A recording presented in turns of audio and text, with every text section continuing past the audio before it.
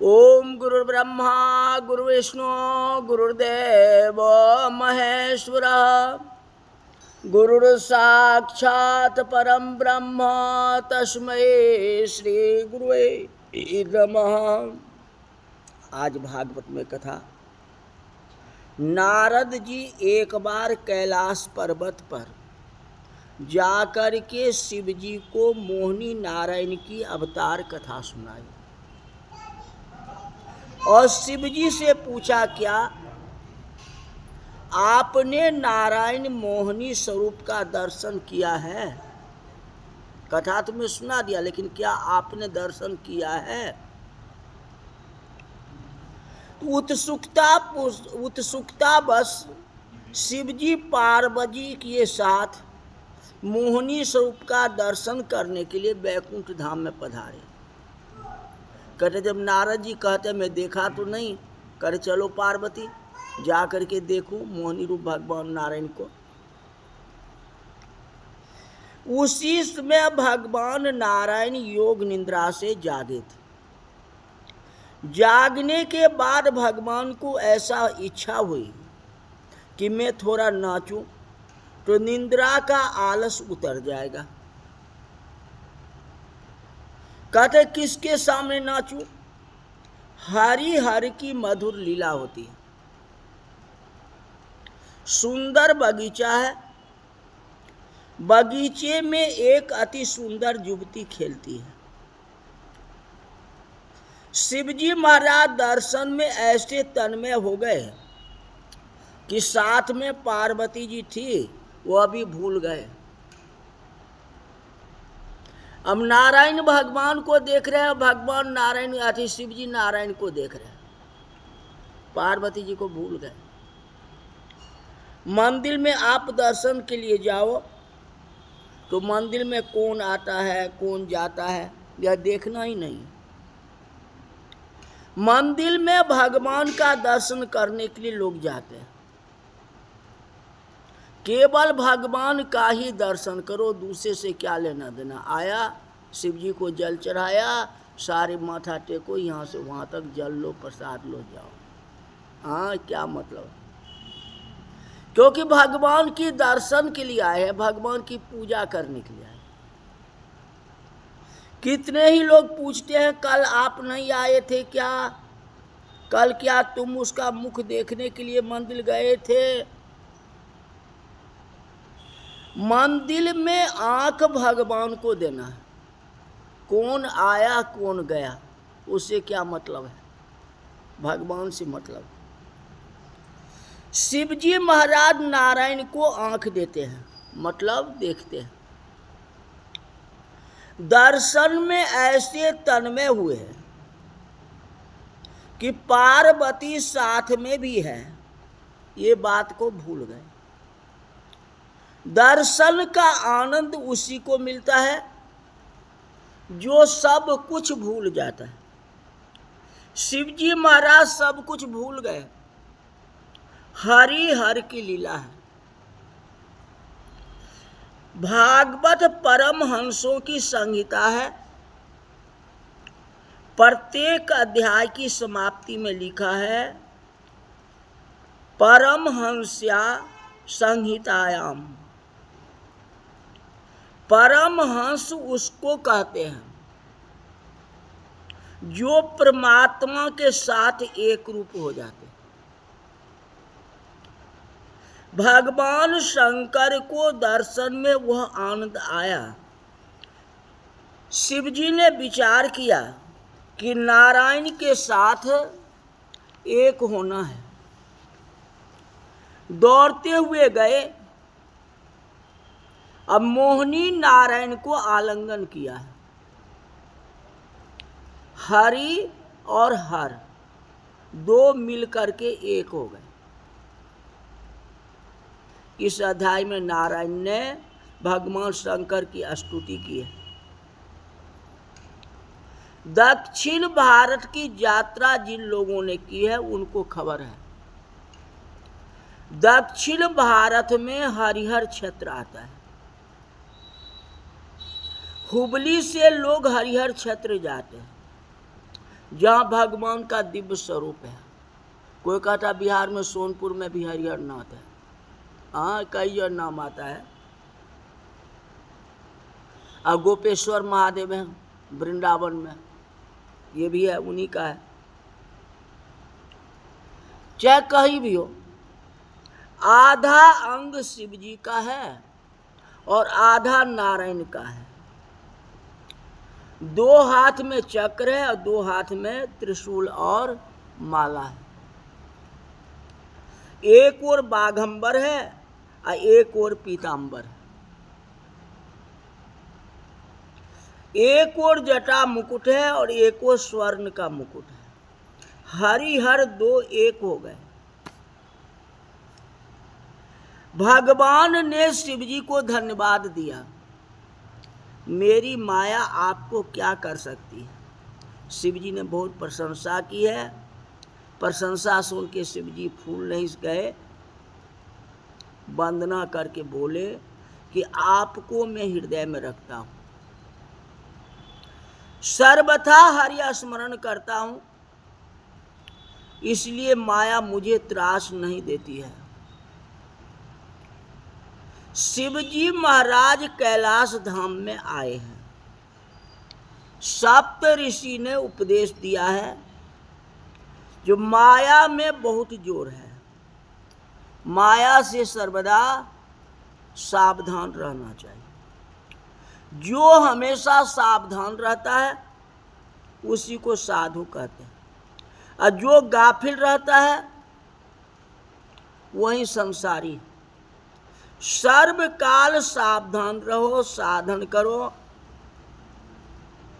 मन बिगड़ने में देर नहीं लगती है। मन के ऊपर विश्वास रखने वाले को मन धोखा देता है, गड्ढे में फेंक देता है। मन के ऊपर भक्ति का अंकुश रखो। कथा आगे बढ़ती है। सुखदेव जी महाराज वर्णन करते हैं, सप्तम मनवंतर में कश्यप ऋषि के यहाँ श्री वामन जी महाराज प्रकट हुए। परीक्षित महाराज ने प्रश्न किया कि परमात्मा बलि राजा के यहाँ भिक्षा मांगने के लिए गए, इसका कारण क्या था। सुखदेव जी महाराज वर्णन करते हैं, श्रवण करो, सुनो। शुक्राचार्य को दैत्यों का गुरु माना जाता है। शुक्राचार्य जी को बहुत सेवा की है। शुक्राचार्य जी ने बलि राजा के हाथ से विश्वजित नाम का यज्ञ कराया। पूर्ण आहुति के समय अग्नि कुंड से सोने का रथ बाहर आया, बलिराज को रथ में बिठाया। शुक्राचार्य ने अपना ब्रह्म तेज दिया और कहा, जहां जाओगे वहां तुम्हारी जीत होगी, तुम्हें अब कोई हरा नहीं सकता है। महाराज बलि स्वर्ग में युद्ध करने के लिए गए हैं। बलिराज की जीत हुई और स्वर्ग का राज बलि को मिल गया। जो शुक्राचार्य जी की सेवा करता है उसको बल बढ़ जाता है, शरीर में शक्ति हो जाती है, उसी को शुक्र कहते हैं। शुक्राचार्य की सेवा यह है कि प्रत्येक इंद्रियों को संयम रखो। संयम का कवच जिसने धारण किया है, जिसके मस्तक पर नीति का छत्र है, जो पाप छोड़ता है उसको कोई मार नहीं सकता। भगवान किसी को मारते नहीं है। मारता कौन है? तो पाप मारता है। दैत्यों ने शुक्राचार्य जी की सेवा की थी और पाप छोड़ दिया था। प्रत्येक इंद्रिय का संयम बढ़ाया है उनकी शक्ति बहुत बढ़ गई है, जहाँ जाते वहाँ जीत होती है। शुक्राचार्य जी ने अपना ब्रह्म तेज उनको दिया, स्वर्ग का राज दैत्यों को मिला, बलि को इंद्रासन मिला। शुक्राचार्य ने बलि से कहा कि 100 अश्वमेध यज्ञ करो तो आप स्वर्ग के राजा हो जाओगे।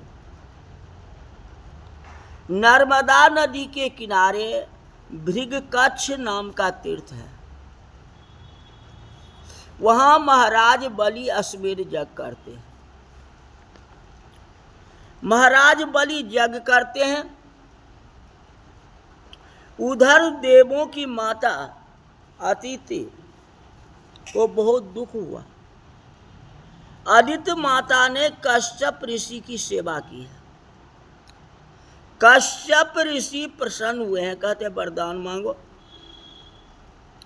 तो अदिति ने कहा कि हमारे शत्रु का विनाश हो, मेरे बालकों को स्वर्ग का राज मिले, ऐसा कृपा करो। तो कश्यप ऋषि ने कहा कि तुम्हारे शत्रु बलवान हैं, पाप नहीं करते हैं, जो पाप नहीं करता उसको परमात्मा भी नहीं मारते, तो शत्रु का नाश नहीं हो पाएगा। युक्ति से तेरे बालकों को मैं स्वर्ग का राज्य प्राप्त करा दूंगा। 12 दिवस का एक पयोव्रत है।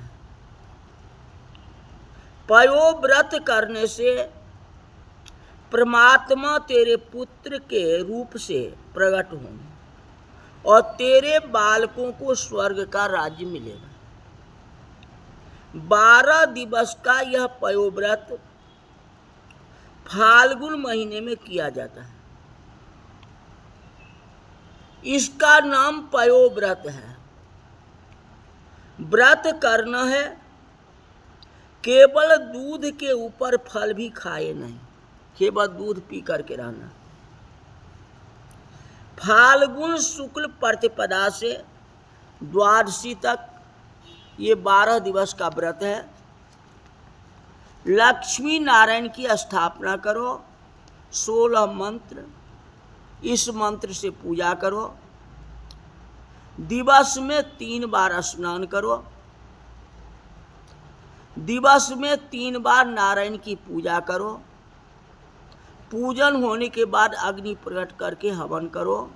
ओम नमो नारायणाय स्वाहा, इस मंत्र से आहुति दो और रात्रि में नारायण का स्मरण करके सो जाओ। व्रत की अवधि में रजस्वला स्त्री के साथ बोलना नहीं चाहिए, किसी जीव की हिंसा करे ही नहीं। विधि पूर्वक 12 दिन यह व्रत करो। त्रयोदशी के दिन इस व्रत का उद्यापन किया जाता है। उद्यापन में गाय का दान करना, गाय का दान करने से परमात्मा प्रसन्न होते हैं। फाल्गुन महीना आया, आदित्य ने कश्यप ऋषि को कहा मैं अकेली व्रत नहीं करूंगी, आप भी करो। पति पत्नी दोनों मिलकर के इस व्रत को करो तो परमात्मा की जल्दी कृपा हो। पति पत्नी का लक्ष्य एक होना चाहिए। एक को पैसे की इच्छा है और एक को परमात्मा का दर्शन करने की इच्छा है। घर में मतभेद हो तो किसी को शांति नहीं मिलती। दोनों का लक्ष्य एक होना चाहिए। पति पत्नी जब एक विचार से भक्ति करते हैं तो भगवान को जल्दी दया आती है। कश्यप ऋषि समझ गए कि भगवान मेरे यहाँ प्रकट होने वाले हैं। संतों का मन नारायणकार हो जाता है। नारायणकार मनोवृत्ति है या आदिति। मन नारायणकार होता है तो माया दूर हो जाती है, परमात्मा प्रकट होते हैं। अदिति माता के पेट में गर्भ रहा और परमानंद हुआ। 9 मास परिपूर्ण हुए। मध्याह्न काल में कश्यप ऋषि मध्याह्न संध्या करने के लिए गंगा किनारे गए थे। एकांत में अदिति माता को भगवान दर्शन करने की तीव्र इच्छा हुई। दर्शन की जब बहुत आतुरता होती है तभी अवतार होता है। परम पवित्र समय प्राप्त हुआ। 10 दिशाएं प्रसन्न हुई। मंद मंद मधुर सुगंधित वायु बहने लगा। आज ब्राह्मणों को अतिशय प्रसन्नता है। हमारे घर में भगवान आने वाले। अग्निहोत्री ब्राह्मणों के घर में अग्नि कुंड में जो अग्निदेव हैं वे बाहर आते हैं। नारायण की दर्शन की तीव्र इच्छा है। परम पवित्र भादव मास शुक्ल पक्ष द्वादशी तिथि, जिसको महापुरुष विजय द्वादशी कहते हैं, मध्याह्न काल में अभिजित मुहूर्त में माता अदिति के सन्मुख शंख चक्र गदा पद्मधारी चतुर्भुज नारायण प्रकट हुए। अदिति माता दिव्य प्रकाश में भगवान का दर्शन करती है। आनंद हुआ। देवों ने फूल की वर्षा की, जय जयकार किया। कश्यप ऋषि समझ गए कि मेरे घर में भगवान प्रकट हुए हैं। संध्यादिक नित्य कर्म परिपूर्ण किया।